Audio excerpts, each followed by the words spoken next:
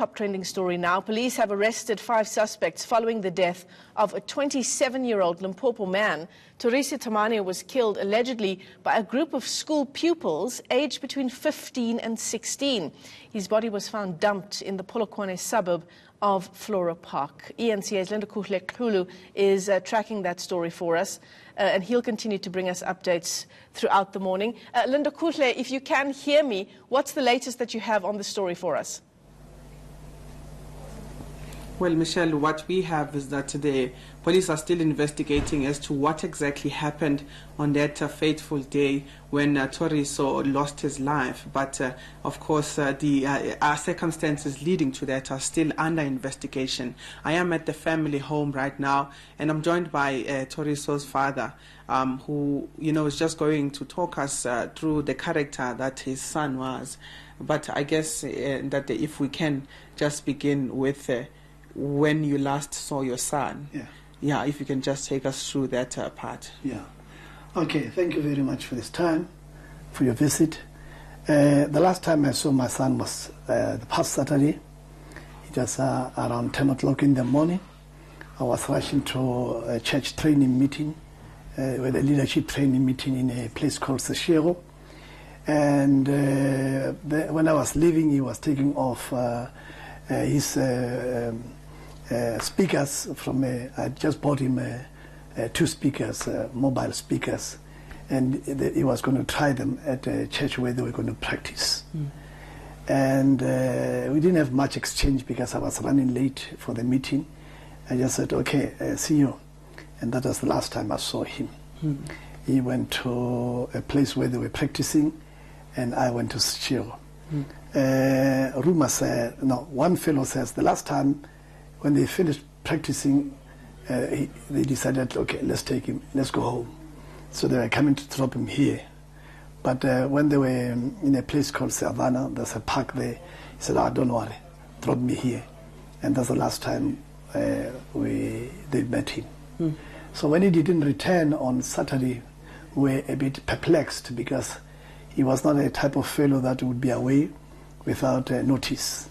And if he would be running late for one reason or the other, he would call and say, Papa, we're still here practicing, would be coming, they're going to drop me at home. And I would say, okay, we'll not lock the gate, we'll not lock the house.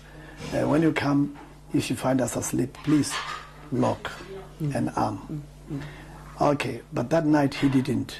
So we were perplexed, and his cell was off. We tried again and again, until we slept. And we thought maybe we'd find him in the morning in his room. When I woke up and I went to check his room, he was not there. So that was Saturday night until we slept. And Sunday morning, I went again to his room to check him, and he was not there. But we decided, okay, I wanted to go and check his friend. My wife said, no, let's go to church first. So we went to church. When we came back from church, we didn't lock the gate, we didn't lock the house. We thought we would find him on our way back from church. When we arrived, he was not there. So we started panicking. That's when we started making a search. So we made links with all his friends, and they all indicated that they were with him during the day. They don't know where he could be. So we went to the police station, and the police station, we asked if there were any missing persons. We reported there was none, and we proceeded to the hospital. When we arrived at the hospital, we went to the admission section, and we asked them if there were any people who were admitted between last night and Sunday morning.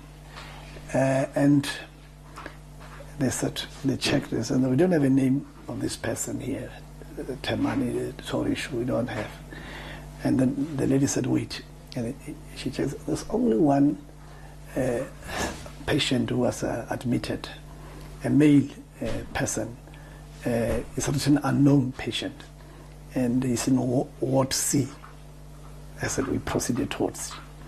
When we arrived at Ward C, we told them that we're in search of a fellow, and they said, how was he dressed? And the mother described his clothing. And that nurse said, seems that's the one who's here. And then our hearts went, at least we'll go and see him. But then she came a little later and said, okay, Papa, the mama, can we go into that room? And that's when our hearts began to beat very fast. Because I know that when they take you to that room, they don't have news. And they came with a senior person in that ward. And that's, how are you related to this fellow? I said, no, we are the parents of this fellow. They said, oh, sorry. This fellow was here, he was admitted last night. And he passed on this morning, that is Sunday morning. And that time is around 7 o'clock, 8 o'clock in the evening. Oh, that's when we received the news and we were shocked. Shocked to the marrow. And we said, can we see him? They said, no, the forensic department is closed now. You should come Monday morning. And there, Monday morning, we went trembling there, and we found, to our dismay, that it was him. And when I looked at his body, it was emaciated. That bruises on the chest. I think a wound on the head. And I thought, oh, my son is gone. Yeah. And I mean, out of all of this, we were talking about the type of person that he is. Yeah. While the world and the country is wondering what exactly happened that had prompted this. But speaking to the person that he was, the type of person that he was, a musical person, I understand. Yeah. But just take us through that. What type of person was your son? He was a social man. He liked his music. And he was not a man of many friends, though. But all his friends were connected to music. And because of his abilities in music, he was called here and there by many churches. So he didn't attend only our church. He attended more than 3 or 4 churches. Because they would call him there. I think they were hooking with money, I don't know. Yeah, but he would go. But he was a outgoing fellow, warm-hearted, loving people, very compassionate young man. If he had something, he would share with others. If he had something to give to others, he would give. And we always, with her mom, reprimanded him for giving too much until he has nothing. I'm not exaggerating. He was that kind of boy. He would say, Mama, I saw someone at school who doesn't have food. Can we add food that I can give that fellow? That's the kind of person he was. He was a generous young man. And I mean, talking about him and all of the wonderful things you're saying about him, but talking about it in a past tense, we know there's that saying that says it's the most painful thing for a parent to bury their child. It should be the other way around. But talking about him in a past tense, how does that make you feel? It's very hard. It evokes emotions, very painful emotions, because I thought he would bury me. But here we are. It never crossed our minds that we'll be speaking about him in the past tense. But it is painful. If you've not experienced it before, you will experience it one day. It has that pain that you cannot explain. What pains me more is when I see pictures like his. When I see him in his teen years, I think he was about grade 5 or grade 4 here. And his room is alongside the passage. I pass his room when I go to my room. And each time, I must tell you, when I go to my room, when I come out of my room and I pass his room, I watch his empty bed, and I'm pained.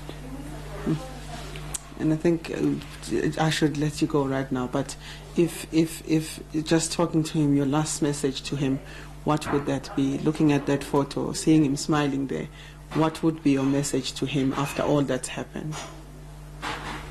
I'll say to him, sorry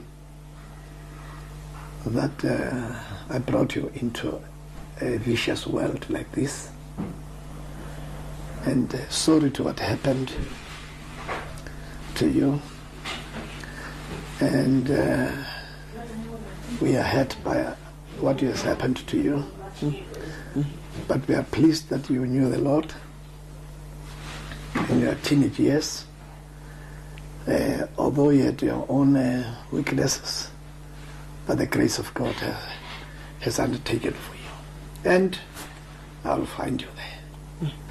All right, in that day. Yeah. Let's leave it there. Thank you so much Cheers. for the opportunity. But Michelle, those are the words from the father of the man who has passed on at this particular point in time. But the father saying that what he would say to his son is that he is sorry for what has happened to him and for bringing him to this cruel world. Yeah, what an incredibly heartbreaking interview. Thanks very much for that. Our reporter, Linda Kuhlek-Kulu, in a heartbreaking conversation there with